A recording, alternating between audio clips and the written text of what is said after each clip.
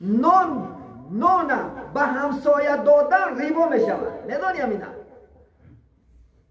اگر همسایه نون قرصیت باید که در تراز کشش. چون که یک نون کلون است، یک نون چی است؟ میده است. یک نون وزن زاید است، یک نون وزنش کم است. حتی همسایه نمیدونگی شوید تراز نمیکش میگوی جورا 500 گرم بود من نانی من 500 گرم عادته 501 گرم انشالله اوشا پشیده میتیش اگر اخدو بترسی انا اسلام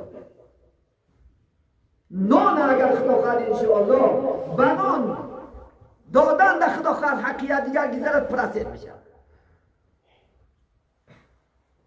پیغمبر اسلام که زمان می شود که عالمان پرسیخ می شود،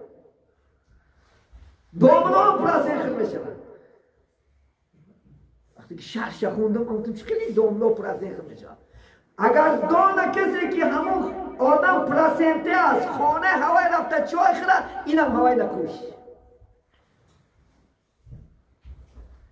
نلی خونه بایی نرفتن سنته. کسی که پرسنت میتید و تاونش خوده نمیشه علاج نمیشه بلکه ما شعر فایده دارم و نمیدونیم که چی زندگی کار میکنن. ما هم میریم مهمونی گفتم میخوریم همین درجه گروه سخت داره بچه های پرسنت تا چی درجه